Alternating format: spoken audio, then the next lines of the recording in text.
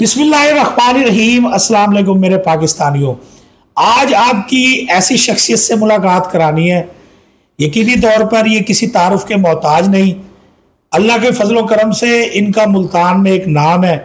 जब ये आज़ाद हैसियत से अपनी यूनियन कौंसिल से इलेक्शन लड़े तो इन्होंने तारीख रकम की।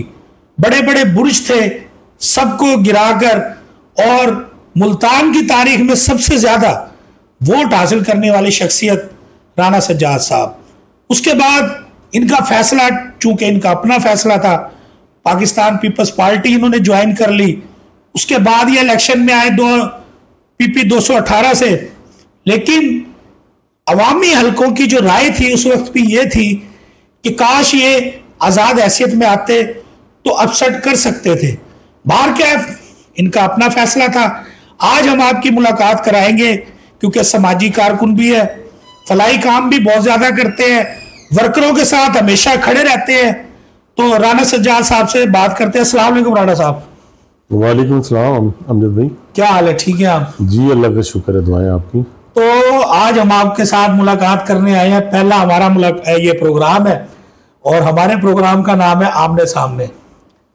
तो कुछ सवालात करेंगे आपसे कि आपने, पहला सवाल तो मेरा यही होगा कि आपने ये पाकिस्तान पीपल्स पार्टी को क्यों ज्वाइन किया, इसके बारे में क्या कहेंगे? अमजद भाई, पहले तो मैं आपका शुक्रिया अदा करता हूँ कि आपने जो एक प्रोग्राम लॉन्च किया है आमने सामने, उसके प्लेटफॉर्म से आपने पहले मुझे मौका दिया, उसके लिए आपका शुक्रिया। दूसरी बात यह है कि देखें, मैंने जब पीपल्स पार्टी को ज्वाइन किया ना, मैंने 2018 में पीपल्स पार्टी की हमायत की थी।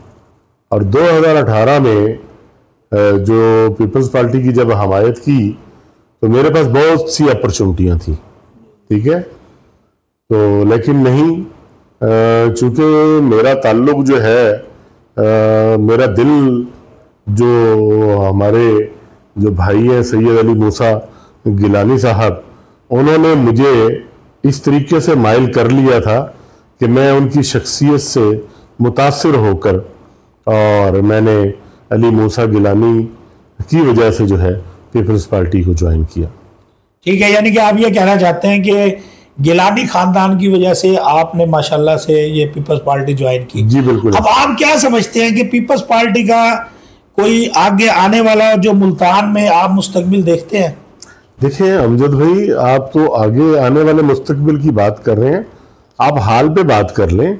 इस वक्त मुल्तान में पीपल्स पार्टी का जो मैंडेट है, वो चाहे वो पीटीआई है चाहे वो पीएमएलएन है, इन दोनों जमातों से जो है अपनी जगह, और अवाम ने जो पीपल्स पार्टी को मैंडेट दिया, 3 जो है वो नेशनल असेंबली की जो सीटें हैं वो पाकिस्तान पीपल्स पार्टी के पास हैं। और पीपल्स पार्टी जो है मुल्तान में जो है वो बड़ी जमात बनकर उभरी है और आवाम ने जो है उन पर एतमाद का इजहार किया।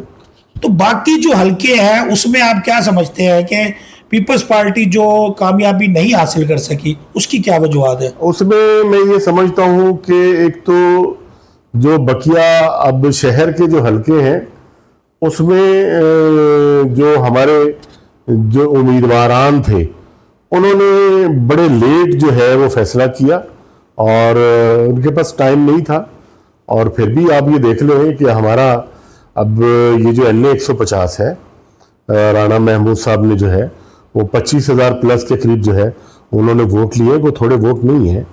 और उन्होंने इलेक्शन से कोई 15-20 दिन पहले जो है उन्होंने पीपल्स पार्टी में शमूलियत की, और अगर वो यही फैसला कोई 1.5 महीना पहले कर लेते, ठीक है, तो इंशाल्लाह वो बेहतर रिजल्ट होता।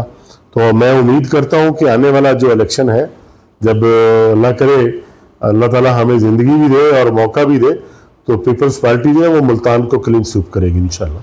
यानी कि आप ये कह रहे हैं कि आने वाले वक्त में 6 हल्के MNA के हैं और 13 MPA के जो हल्के हैं वो पीपल्स पार्टी क्लीन स्वीप करेगी इंशाल्लाह। इतना बड़ा दावा कर रहे हैं? मैं दावा नहीं कर रहा, अच्छा, मैं अपनी राय दे रहा हूँ। राय दे रहे हैं, राय भी दावा ही होगा। देखिए दावा आप ये नहीं समझते, मैं जो अब समझा हूँ इस बात को, कि अगर जो आपने पीपल्स पार्टी की टिकट से इलेक्शन लड़ा, क्योंकि आपकी शख्सियत है माशाल्लाह से कि आपने आज़ाद हैसियत में एक यूनियन काउंसिल का तख्ता उलट कर रख दिया, आपने यहाँ बड़े बड़े बुर्ज गिरा दिए। और जिस तरीके से आपकी लोगों में मकबूलियत है, फलाई कामों के हवाले से हो गया, सियासी कामों के हवाले से, क्योंकि आप वर्कर ये समझते हैं कि हमारी एक कॉल पर राणा साहब जो है वो खड़े हैं, मुश्किल वक्त ही होता है वर्करों पे। तो आप ये नहीं समझते कि बजाय टिकट के अगर आप आजाद हैसियत में आते तो कुछ आप अपसेट कर सकते थे अपने हल्के में? देखिए अमजद भाई, ये जो 2024 के जो इलेक्शन के जो नताइज हैं, मैं उससे मुतमईन भी हूँ और मैं आपके तवज्जुह से भी अपने हल्के की गयूर आवाम का, अपने उन दोस्तों का, अपने उन मौसमों का शुक्रिया अदा करता हूँ कि उन्होंने इतने शॉर्ट वक्त में मुझ पर जिस एतमाद का इजहार किया। मैं अल्लाह रब्बुल इज़्ज़त का शुक्रगुजार हूँ और उसके बाद अपने हल्के की आवाम का। देखिए जो बात आप कर रहे हैं ना, मेरे पास बड़ा महदूद वक्त था और ये सारा हल्का जो 218 है, ये सारा हल्का ही नया है। इसमें सवाए 3 यूनियन काउंसिलों के, ठीक है, तो 17 यूनियन काउंसिलें जो है वो नई है मेरे लिए, यानी कि 17 यूनियन काउंसिलें नई है मेरे लिए, ठीक है। उसमें यानी कि आप फर्स्ट टाइम गए हैं? मैं फर्स्ट टाइम गया हूँ और वो पूरा शहर है।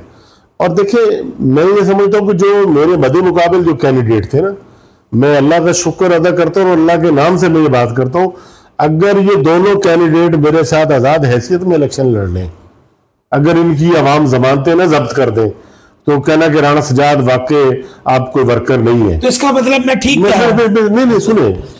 अब मेरा इलेक्शन देखिए, एक मेरा मुकाबला ज़हूर भुट्टो साहब से नहीं था, मेरा जुनून इमरान से के वो टिकट होल्डर थे। अब इमरान के जुनून से मेरा क्या मुकाबला हो सकता है, जो लोगों ने एक तय कर लिया, तहिया कर लिया कि हमने इमरान खान को वोट देना है और उसके वोट से जो है उनकी रिहाई होगी, ठीक है। और दूसरी तरफ जो है जो कैंडिडेट थे PMLN से, देखिए PMLN एक सियासी जमात है, वो इस शहर में मैंडेट रखती थी, यहाँ पर उनका वजूद है, उनकी तंजीम है और PMLN का भी वोट बैंक है। मेरा जो मुकाबला था वो PMLN और मैं एक बात और कहने लगा और प्लस स्टेब्लिशमेंट। अच्छा, यानी कि ये तो आप बहुत बड़ा दावा कर रहे हैं। मैं जो बात कर रहा हूं, ठीक है, और मैं तो एक महत्ता, एक वर्कर था। मेरे साथ तो जो है सवाए अल्लाह के जात के और हल्के की आवाम के, मैंने तो रिक्वेस्ट की है, मैंने कोशिश की है कि मैं अपना पैगाम पहुंचाऊं, जहां जहां मैं पहुंच सकता था मैं पहुंचा भी हूं, बल्कि इतने शॉर्ट टाइम में। और हम जो है उस जो ये नताइज हैं हम उससे मुतमईन हैं, शुक्र अल्हम्दुलिल्लाह। अच्छा, आप ये नहीं समझते कि आपकी शख्सियत को मुतासिर करने के लिए बहुत सारे प्रोपेगेंडे भी किए गए उस दौरान, बहुत सारे आपके यानी कि बातें भी उछाली गई कि जी ये तो कोई कब्जा ग्रुप है, ये गुंडे हैं, ये बदमाश हैं, इनको वोट ना दें, तो अगर आप वोट देंगे तो ये तो बंदे उठा लेते हैं। इस किस्म के बहुत सारी चीजें भी क्या समझते हैं आपके लिए नुकसान का बाइस नहीं बनी? देखिए, वतइज़्ज़ु मन तशा वतज़िल्लु मन तशा, मैं एक मुसलमान हूँ और एक मुसलमान होने के नाते मेरा अपने अल्लाह की ज़ात पे, रब्बुल इज़्ज़त पे मेरा यकीन है। अगर अल्लाह ने मुझे MPA मुंतखब कराना था तो फिर मुझे दुनिया की कोई ताकत नहीं रोक सकती थी। और मैं ये समझता हूँ कि जिसने भी जो बात की वो उनका ज़र्फ है।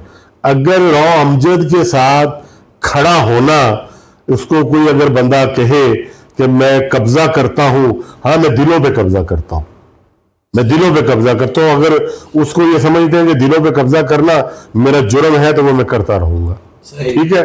अगर किसी के साथ बुरे वक्त में उसके साथ खड़ा होना और ये कहते हैं कि जी वो बदमाश है, तो वो साथ खड़े होने वाला वो मैं बदमाश हूँ, ठीक है। यानी कि आप ये कहते हैं हम मुश्किल वक्त में कारकुनों के, वर्करों के खड़े होते हैं, इसलिए आपके ऊपर। क्योंकि मैं खुद एक वर्कर हूँ, मैं एक अदना सा वर्कर हूँ भाई, मैं खुद एक वर्कर हूं और मुझे पता है कि वर्कर के मसाइल क्या होते हैं।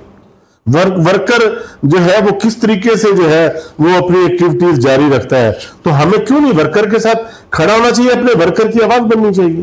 तो आप आइंदा क्या देख रहे हैं, आइंदा क्या प्लान है? क्योंकि बल्दियात का भी सुनने में आ रहा है कि बल्दियात भी होने जा रहे हैं, तो आप क्या समझते हैं कि आप क्या किरदार अदा करेंगे मजीद आने वाले वक्त में? देखिए, बल्दियाती इलेक्शन अगर होते हैं तो पाकिस्तान पीपल्स पार्टी जो है वो मुल्तान शहर में जो है इंशाल्लाह अपने उम्मीदवार जो है वो मैदान में उतारेगी और हम उसके लिए भरपूर कोशिश करेंगे और हम उम्मीद करते हैं और मैं आपके पैगाम के आपके तवज्जुह से जो है ये पैगाम देना चाहूँगा आमने सामने तो मैं आवाम से आमने सामने हूँ कि वो उन्होंने जो है इनको देख लिया, वो आए। पाकिस्तान पीपल्स पार्टी गरीब की जमात है, मजदूर की जमात है और वो बेरोजगारों की जमात है। पीपल्स पार्टी को मौका दें, पीपल्स पार्टी के जो उम्मीदवारान हैं उनको मौका दें ताकि हम मिलकर जो है वो अपने इस शहर की बेहतरी के लिए जो है कोई बेहतर जो है नुमाइंदा अपने में से जो है वो हम ताकि मुंतखब कर सकें। अच्छा राणा साहब, ये पूछना चाहता हूं कि अगर आने वाले वक्त में आपकी पार्टी पीपल्स पार्टी बरसरे इक़्तिदार आ जाती है तो आप क्या समझते हैं, आप आम पब्लिक के लिए क्या करेंगे? देखिए, अल्लाह करेगा इंशाल्लाह कि पाकिस्तान पीपल्स पार्टी जो है वो इक़्तिदार में आएगी और बिलावल भुट्टो जरदारी साहब जो है इंशाल्लाह इस मुल्क के वज़ीर आज़म बनेंगे। और जब इक़्तिदार आया तो पहले तो सबसे बड़ी बात यह है, हमारी ख्वाहिश है और ये हमारा जो है वो हक है कि हमें हमारा अलहदा सूबा दिया जाए। हम कोशिश में हैं और हम उम्मीद करते हैं कि पाकिस्तान पीपल्स पार्टी ही जो है वो ये सूबा बनाएगी। पहले तो हमारी ये आवाज़ होगी कि हमारा सूबा जो है वो हमें दिया जाए। तो अभी तक ये जनूबी पंजाब सूबे के हवाले से क्यों नहीं इतनी ज्यादा खामोशी? अब तो हालांकि इत्तेहाद भी है, सब कुछ है। देखें, पाकिस्तान पीपल्स पार्टी के पास मेजोरिटी नहीं है और मैं समझता हूँ कि जब तक आपके पास मेजोरिटी नहीं होगी उस वक्त तक आप कुछ नहीं कर सकते। नहीं राणा साहब, एक बात है, बाकी मामलात में तो इकट्ठे हो जाते हैं, पीपल्स पार्टी, नून लीग, ये जितनी भी दीगर जमातें हैं, तो ये जनूबी पंजाब सूबे के हवाले से क्यों नहीं इकट्ठे होते? देखिए, इख्तलाफ राय जो है एक हुसन होता है। अब आप ये समझते हैं कि सूबा नहीं बनना चाहिए, वो आपकी सोच है। मेरी सोच ये है कि सूबा जो है वो हमारा मैं तो चाहता हूं बनना। मैंने एक एग्जांपल दी है, आप चाहते हैं, बिल्कुल मैं समझता हूँ हर वो मुहब्बे वतन जो है वो ये चाहेगा। देखिए, अब जिस बंदे ने मुल्तान से, राजनपुर से, रहीम यार खान से सफ़र करके लाहौर जाना है और वो जब उसके लिए मुल्तान दारुल खिलाफा होगा तो वो उसके लिए वो आसानियाँ होंगी, हमारे बच्चों को रोज़गार मिलेगा, हमारे बच्चों को ये जो इस वक्त जो हमारे बच्चे बेरोज़गार हैं यहाँ पर खुशहाली आएगी, यहाँ पर तरक्याती जो काम है वो होंगे। अब तो इस वक्त ये देखें कि जो जनूबी पंजाब में जो वो हो रहा है वो जनूबी पंजाब में ही हो रहा है जुल्म, सही, और अपर पंजाब में जो है वो तमाम तरह के काम हो रहे हैं। यहाँ कोई पूछने वाला नहीं है ना, यहाँ पर जो हमारा शेयर बनता है उसके मुताबिक इन्होंने हमें जो है वो फंड नहीं दिए। यानी कि आप ये समझते हैं कि दोबारा से ज्यादतियां जनूबी पंजाब के साथ एक बार फिर हो रही हैं? होती आई है। अच्छा, पहले जनूबी पंजाब सेक्रेटरीट बन रहे थे, ये सारी खबरें आ रही थी, वो फिर कहाँ गई वो बातें सब? देखिए, वो सेक्रेटरीट बन रहे थे, हमने वो सेक्रेटरीट भी खत्म कर दिए। यही तो मैं पूछना चाहता हूँ। मैं समझता हूँ कि चले पीटीआई ने जो है वो सूबा नहीं बनाया, चले उन्होंने कुछ यहाँ पर जो है वो सेक्रेटरीट तो बनाए, जिन सेक्रेटरीट में वो नाम के तो थे, हमने वो भी खत्म कर दिए। हमें चाहिए था ना कि देखिए, मुस्लिम लीग अगर ये काम कर जाती, अगर ये काम कर दे, मैं समझता हूँ कि वो सुबह जनूबी पंजाब जो है वो अलहदा बना दे तो वो मुस्लिम लीग के लिए जो है वो बहुत बड़ा। लेकिन राणा साहब, ये बात भी मैं आपको, क्योंकि मैं बड़े दिनों से सोशल मीडिया देख रहा हूँ, अब तो जनूबी पंजाब की सूबे के हवाले से कहीं कोई खबर भी सुनने को नहीं मिलती। कम से कम आपने तो आवाज उठाई इस पर। देखिए, मेरी पार्टी भी इस पे आवाज उठा रही है। हाँ, हमारी यहाँ की लीडरशिप जो है वो भी आवाज़ उठा रही है, और वो बाकायदा, चाहे वो नेशनल असेंबली हो। आप ये देखें, नेशनल असेंबली में सैयद अब्दुल कादिर गिलानी ने, सैयद अली मूसा गिलानी ने और अली कासिम गिलानी ने जनूबी पंजाब सूबे की बात की है। और सेनेट में जो है वो राणा महमूदुल हसन साहब जो है वो हमारे सेनेटर हैं, उन्होंने जनूबी पंजाब की बात की है। और पंजाब में असेंबली में अली हैदर गिलानी साहब ने और राणा इकबाल सराज साहब ने, उन्होंने जनूबी पंजाब की बात की है। तो देखिए, हमारी पार्टी और हमारे जो नुमाइंदे हैं वो आवाज उठा रहे हैं जनूबी पंजाब के लिए, और इंशाल्लाह जनूबी पंजाब सूबा बनेगा माशाल्लाह से। अब तो एक बल्कि मैं मुबारकबाद भी दूं कि कायम मकाम सदर बन गए हैं सैयद यूसुफ रजा गिलानी साहब। तो अब मेरा ख्याल है इस पर भी कोई थोड़ी सी आप उनको कहें कि जनूबी पंजाब सूबे के हवाले से कोई मजीद इस पर जो है कोई प्रेशर बिल्ड करें, कोई आवाज़ बुलंद करें, ताकि इस वक्त आवाज़ भी सुनने में नहीं आ रही। मैं हैरान हूं कि आपने उठाई है ये आवाज़ दोबारा। देखिए, मैंने कहा ना कि पाकिस्तान पीपल्स पार्टी का ये मौक़िफ़ है और रहेगा। पाकिस्तान पीपल्स पार्टी जनूबी पंजाब के लिए, सूबे के लिए हमेशा आवाज़ उठाती रही है, बात करती रही है, और इंशाल्लाह मैं समझता हूँ कि पाकिस्तान पीपल्स पार्टी ही इस जनूबी पंजाब सूबे की खालिक जमात होगी, इसको सूबा बनाएगी इंशाल्लाह। अच्छा राणा साहब, आप ये नहीं समझते कि इस वक्त जो महंगाई है, गरीब आदमी पिस कर रह गया, मुश्किलात हैं, परेशानी है, गरीब आदमी बेचारा मजीद पिस चुका है, ऊपर से ये ई चलान के ऊपर जो लोगों को मजीद प्रेशराइज किया जा रहा है, उनको लूटा जा रहा है, ये क्या कहेंगे कि जगह जगह कैमरे नस्ब हो चुके हैं। आप ये नहीं समझते कि इस सिस्टम से पहले लोगों में आगाही देते, शऊर बेदार करते कि ये वाला सिस्टम इस तरह से हम लाने लगे हैं ताकि लोग अवेयरनेस आती, फिर ये ई चलान की तरफ आते। इस पर आप क्या कहेंगे? देखिए अमजद भाई, इसमें मेरी राय मुख्तलिफ है। जी जी। मैं ये समझता हूँ कि ये जो ई चलान, ये जो सेफ सिटी जो है वो हुकूमत ने का जो ये इकदाम है वो काबिल तारीफ है।